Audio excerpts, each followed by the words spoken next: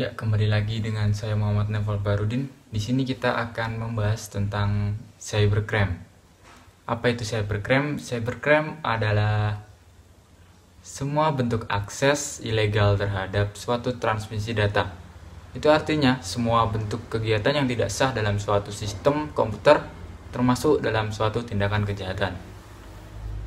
Cybercrime memang bisa diartikan sebagai tindakan kejahatan di dunia maya yang memanfaatkan teknologi komputer dan jaringan internet sebagai sasaran.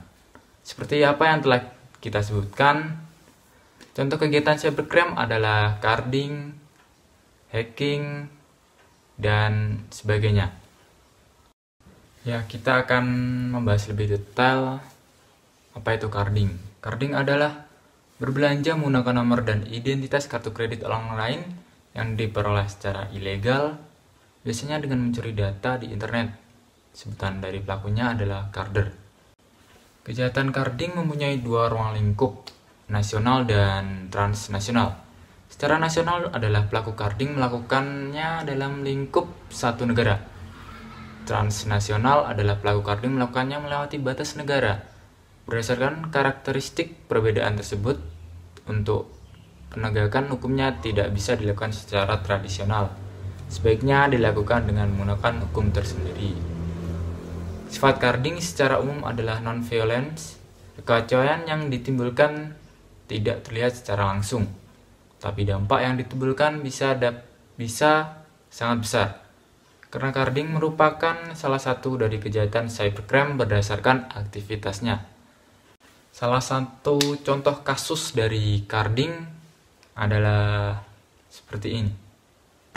Carder yang masih muda, bocah SMP menjadi buronan pemilik kartu kredit yang dibobolnya. Dari berita merdeka.co, berbangga sebentar carding, tak sangka jeruji besi pun menunggu. Hidup di zaman sekarang ini tidak bisa kita duga. Berbagai cara dihalalkan demi kehidupannya. Tak hanya ikutan tren, terkadang lingkungan juga mempengaruhi baik dan buruknya. Seperti seorang bocah ini terkena kasus kejahatan dunia maya yaitu carding. Mulanya dia bangga bisa beli ini itu dengan kartu kredit orang lain. Tetapi apa dikata, kini dia menjadi tersangka. Berinisial Diki Pernada. Dengan beraninya, Diki berbelanja di situs online terbesar yang ada di Indonesia seperti Zalora dan Lazada dengan kartu kredit dan namun milik korban berinisial FW, dan sekarang sedang dilakukan pencarian. Bila ada dalam kepolisian, bagian ini disebut bagian cybercrime. Ditambah kuatnya bukti transaksi, mungkin bisa jadi berstatus tersangka karena bukti-bukti yang ada sudah kuat jika dilaporkan ke kantor polisi. Dituturkan dari korban berinisial FW di Facebook yang mengungkapkan bahwa kartu kreditnya telah disebar luaskan oleh orang lain di salah satu grup carding yang bernama Pencari Receh dan disebarkan oleh akun Cupu Culun Gani Sang Respect. Nah, seperti ini fotonya. Untuk detail tersangka sudah kita ketahui oleh korban. Berikut data lengkap dari screenshot yang didapat. Korban berinisial FW mengetahui perihal tentang kartu kreditnya dipakai oleh orang lain. Bermula ketika FW menerima SMS dari Lazada yang menginformasikan pembelian menggunakan kartu kredit miliknya pada jam 10.17 PM waktu setempat dengan total pembelian barang sebesar 2.800 rupiah.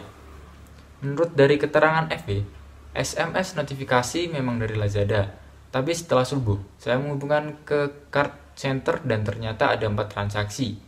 2 transaksi yang dilakukan di merchant Lazada dan sukses order, 2 ke merchant Zalora yang satu sukses paid 278.000, tetapi satu lagi gagal merchant.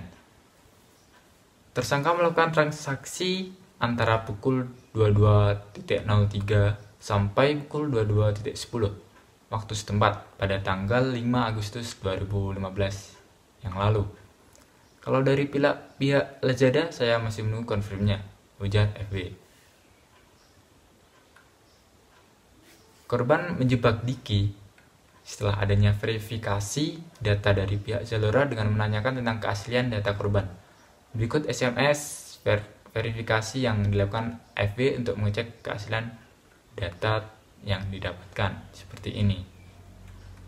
Peringatan via email yang dikirimkan FW kepada Diki untuk menasihatinya agar tidak mencuri kartu kredit orang lain.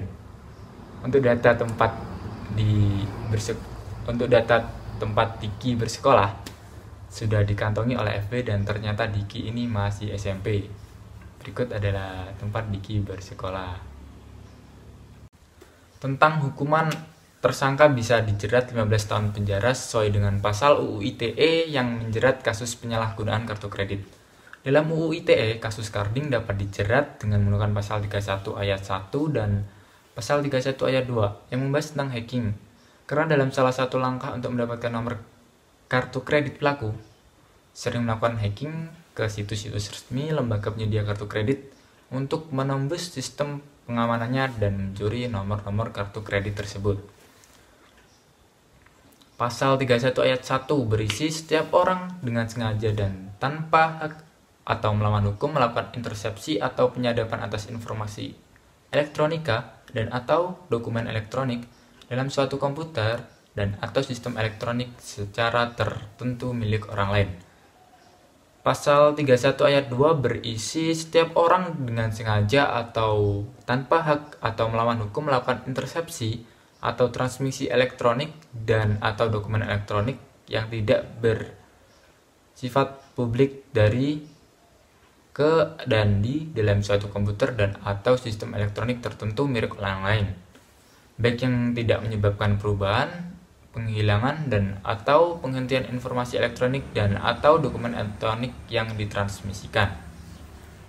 Dan berdasarkan Undang-Undang Hukum Pidana KUHP, penyalahgunaan kartu kredit termasuk dalam pasal 362 KUHP dan pasal 378 KUHP yang merumuskan tentang tindakan pencurian, pemalsuan, dan penipuan.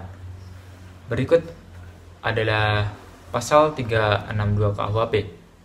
Barang siapa mengambil suatu benda yang seluruhnya atau sebagian milik orang lain dengan maksud untuk dimiliki secara melawan hukum, hukuman pidana penjara paling lama 5 tahun atau denda paling banyak Rp900.000. Kemudian pasal 378 KUHP.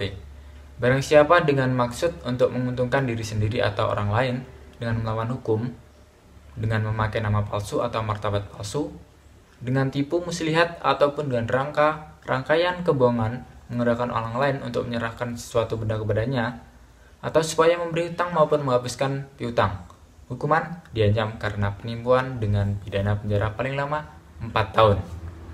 Ya, sekian dari pembahasan kita kali ini. Tetap di rumah aja dan sehat selalu.